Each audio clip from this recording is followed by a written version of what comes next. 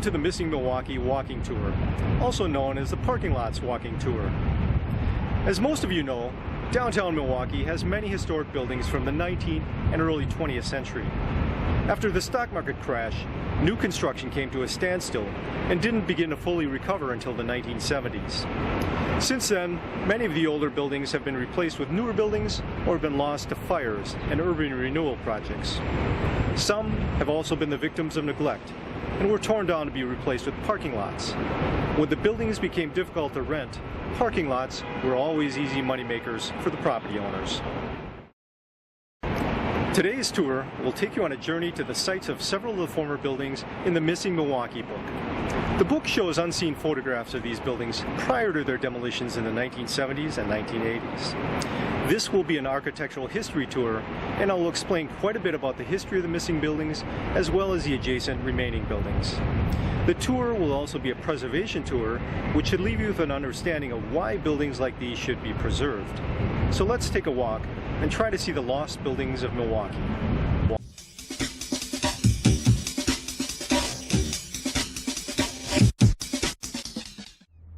Let's stop for a little background as we cross into the old settlement of Kilbourne Town.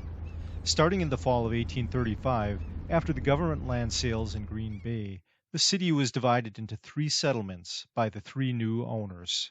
Solomon Juneau established Juneautown east of the Milwaukee River. Byron Kilbourne founded his Kilbourne Town west of the river, and George Walker founded Walker's Point on land south of the Menominee River and the Milwaukee River. The founders surveyed and subdivided their holdings to create boom towns, enticing settlers and land speculators. In 1837, there were two towns named Milwaukee, after the Indian name for the village, but with slightly different spellings. The competition for settlers grew fierce and eventually led to the infamous Bridge Wars in 1845, which destroyed the Juneau Street, the Wells Street, Wisconsin Avenue, and Menominee Street bridges. By May of 1839, the Juneau and Kilbourne settlements were consolidated into one town of Milwaukee, and the city was finally incorporated in 1846.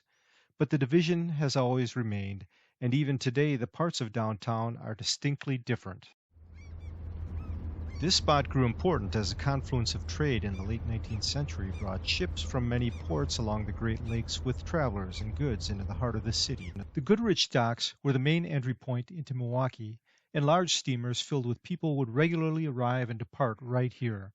Once the Depression hit Milwaukee, travel by steamship slowed, and by 1930 the docks were razed to be replaced by a parking lot.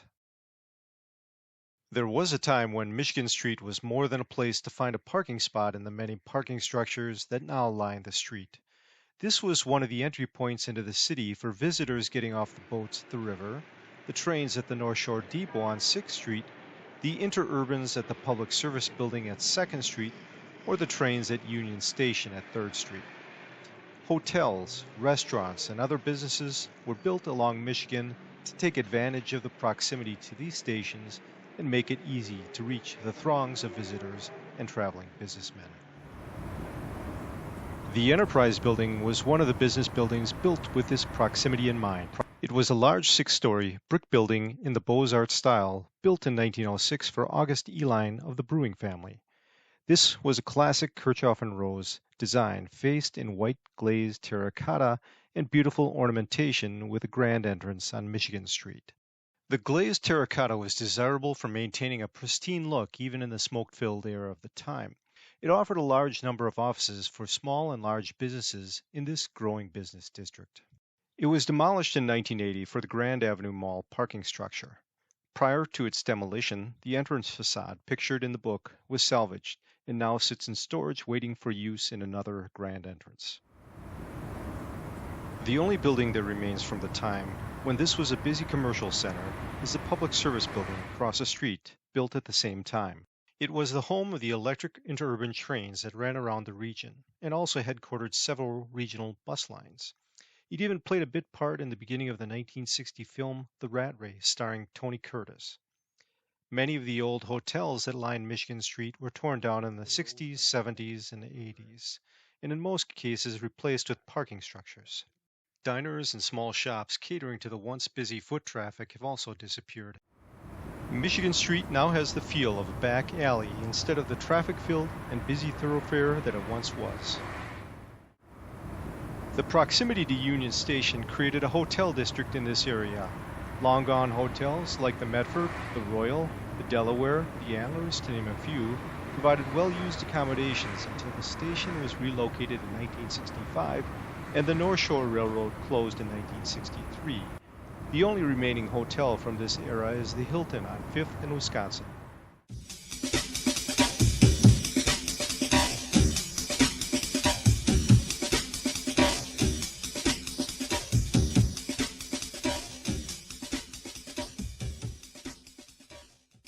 The Randolph Hotel was an elegant 12-story, 150-room hotel built for jeweler Archie Tegmeyer. It was built in April 1927, with Burr Randolph operating the hotel. The hotel bore the coat of arms of Edmund Randolph, the first Attorney General of the United States. In 1932, Mr. Tegmeyer lost the building after defaulting on the payments, a victim of the stock market crash of 1929. The entire building was then possessed by the property owner, George Foster. The Foster Realty Company sold the building and property in 1956, but by then it had already been renting many of its rooms to long-term residents looking for cheap downtown housing. By the 1980s, it was one of several former downtown hotels specializing in rentals to low-income residents and older people on fixed incomes. The city acquired the property in June 1984 by condemnation order with plans to redevelop it in the future. It was demolished in July 1985 in a controlled detonation which brought all 12 stories down in seconds. A surface parking lot has replaced the hotel, and to this day no development plans have progressed past the planning process. Since its demolition, this block has been an albatross of neglect, and even the construction of the convention center across the street has not led to any improvements. It is currently owned by the City Redevelopment Authority.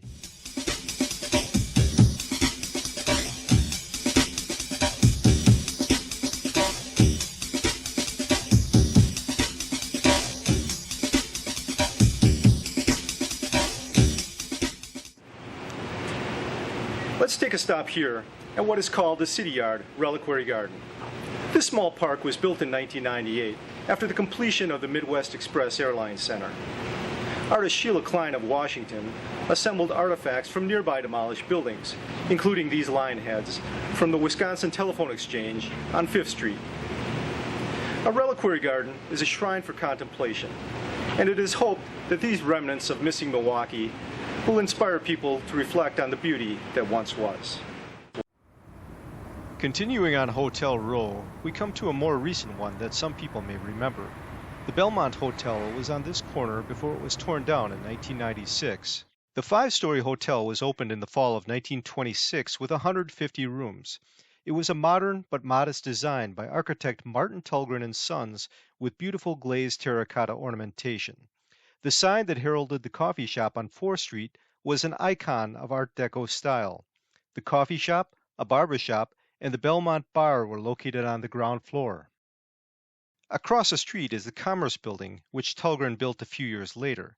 It doesn't have as much interesting terracotta ornamentation as the Belmont did, but it has the same Tulgren style. By the time the Belmont was slated for demolition as part of the proposed Wisconsin Center, the hotel was a haven for low-income living, offering rooms at $200 a month. A final crazy farewell party for tavern regulars and residents was held at the Belmont Tavern on March 27, 1996, and by June, the building was just a memory. The convention center, which replaced the Belmont and other buildings, has been moderately successful at transforming this area of downtown. Although its style might be labeled as too kitschy, it functions well to draw attention to the street level, as opposed to the previous convention center, Mecca, that was located on Kilbourne, but in the end, it only functions as a convention center. When conventions are over, it remains lifeless. The Pabst Building was designed by Chicago architect Solomon Beeman and was built in 1892 in a Romanesque revival style with similarities to Milwaukee City Hall. An ornately sculpted stone archway was located on the main entrance on the East Wisconsin Avenue side of the building. In 1948, a major renovation replaced the decaying copper towers with modern squared-off roof lines, which also added more office space. The building changed names a few times, becoming known as the Title Guarantee Building and then the 110 East Wisconsin Building. In the spring of 1981, the building was demolished, and the last portion of the building to fall was a substantially constructed stone archway. It was toppled to the ground in one piece in an attempt to preserve it and assemble it elsewhere. During the process, it suffered too much damage and was hammered down to be hauled away to the landfill. The grassy property sat vacant for several years until the new 110 East Wisconsin building began construction in 1988 and was finished in September 1989. The new building, known as the Faison Building, is a successful skyscraper that works well in the heart of downtown and mimics the style of its predecessor. The final questions that I want everyone to think about are these. Was it necessary to tear down these buildings and the others shown in the book? When you start to tear down a number of buildings in an urban renewal project, what happens to the life in that area of town? How can we repair some of the damage that was done to bring life back to Michigan Street?